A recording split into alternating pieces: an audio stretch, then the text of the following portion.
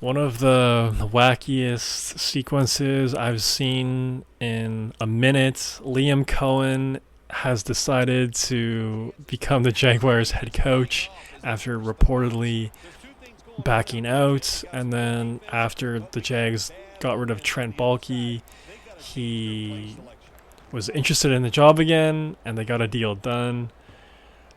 Just not a good look for everyone involved. Liam Coen, the Jags organization. I don't even know what to say here, man. Just kind of a scummy move from Liam Coen.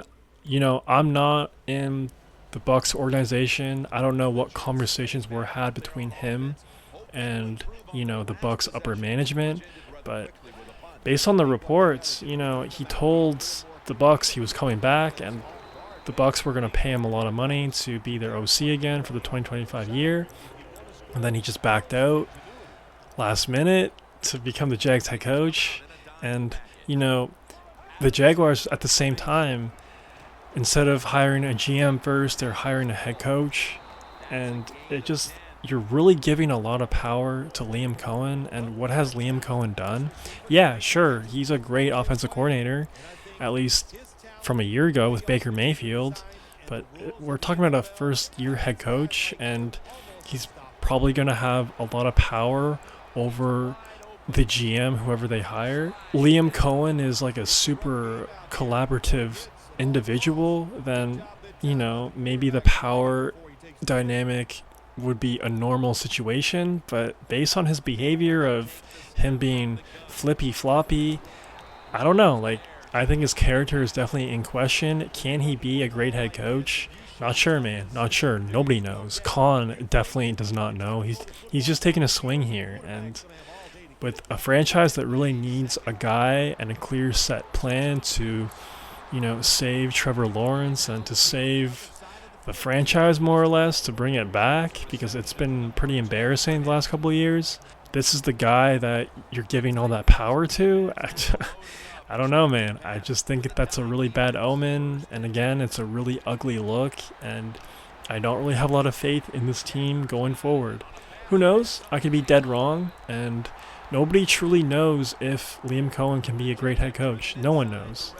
Absolutely no one knows. But we'll find out soon enough. Absolutely. Now, it's a 5-year deal with Ben Johnson sort of money. Ben Johnson, I believe, is getting paid $13 million a year from the Bears. I don't know, man. To compare Ben Johnson's resume to Liam Cohen's, I like Ben Johnson's a lot more. I know Liam Cohen had a great year a year ago, but really, to get paid that much and to get a 5-year contract, I mean, how many people really think he's going to finish that 5-year contract? Honestly. A handful of people. I clearly don't like this move. Do you like this move? And what do you think about the whole fiasco of him withdrawing his name and then coming back 24 hours later? Do you think that's a good look? Let me know in the comments below. But yeah, man, there was some reports that he ghosted the Bucks for a day after the Jags fired Trent Baalke. And he made an excuse that his child got sick. So, again, man, would you want this sort of guy to be more or less in charge of a billion-dollar franchise? This is some childish high school, behavior right here, man. Just, not high character guy based on what I've seen and the reports I've read. Again, I can't 100% confirm what happened between him and the Bucks. I'm not in the organization, but for this to be the first impression of Liam Coen, of him being a first-time head coach, I just I don't know what to say. And it's not like he was the Bucks offensive coordinator for 5+ years, and every single year efficient offense after efficient offense, year after year after year. No, he was only with the Bucks for 1 year, and he had one good year with Baker Mayfield and company. So I don't know, man. But Trevor Lawrence did want the Jags to hire a young offensive-minded head coach, and I am pretty pessimistic about Liam Coen and the Jags, but you know what? There is still potential that he could help Trevor Lawrence and for him to be successful, because it's a lot better than the Jags hiring a defensive-minded head coach, in my opinion. But I don't know, man. If this guy's a sleazeball, then it really doesn't matter how much IQ or not you have. We've seen, talented, high IQ, offensive-minded guys get head coaching gigs before, but they're just, you know, pieces of crap. You know what I mean? Shout out Josh McDaniels when he was the Broncos head coach for the first time. Flamed out real quick. And then, he was supposed to be the Indianapolis Colts head coach, but he backed out like the last minute or something, even though he verbally agreed to become the Colts new head coach. He backed out. It's just a similar situation to that, and I just don't have a lot of faith in this guy. In fact, I'm kind of rooting against them. Everyone likes Baker Mayfield. Everyone likes the Bucs.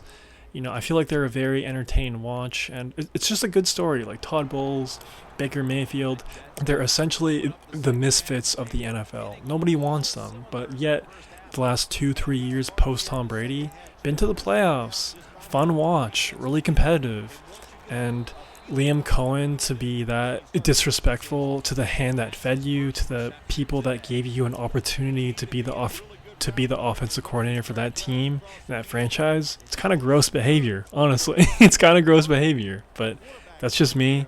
I think he's a scumbag, but again, I don't know all the facts. But to look at it from a different sort of perspective, I don't really know the type of guy that Trent Baalke is. Most of us have never really had a conversation with him. So who knows? Maybe Trent Baalke is Emperor Palpatine. Maybe he's just the piece of crap guy. Like, who knows? Maybe Liam Coen originally took the interview with the Jags and Trent Baalke was just like, off his rocker talking nonsense and he just had like a ridiculous plan. I don't know. Maybe, just maybe. So maybe that was Liam Cohen's grand master plan to rescind his offer from the Jags and, essentially give them an ultimatum saying, behind closed doors, I'll take the job if you fire this clown. I don't know. Trying to maybe look at it from Liam Cohen's perspective, but still, man, to be a grown man, a grown adult for the team that gave you an opportunity, coaching staff that gave you an opportunity, for you to ghost them and to get more money from the Jags and to just be flippy floppy, I just can't get down with that, man. I just can't get down with that. I just don't respect that. And I want to reiterate one more time, I don't know 100% that's how it went down, tit for tat, but based on the reports I've read, it really looked that way. So good luck, Liam Coen. I hope the Bucs have an amazing season in the 2025 year, and we'll see what happens with Trevor Lawrence and the Jags and Con going forward. So let me know what you think, and do you think Liam Coen is a stand-up guy? Let me know in the comments below. If you made this far, please subscribe and like the vid. It'd help out your boy a ton. That's all I got for right now. Peace.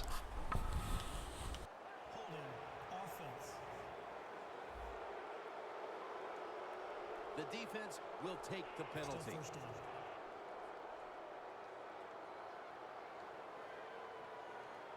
The Chargers have it at the 39. Houston's all over that offense and brings him down. The Chiefs defensive coordinator, my gosh, he is one happy guy. Anytime you get in the backfield and stop a runner and make him lose yards, that's some good stuff. The Chargers from the 37. And the catch is made by Woodhead.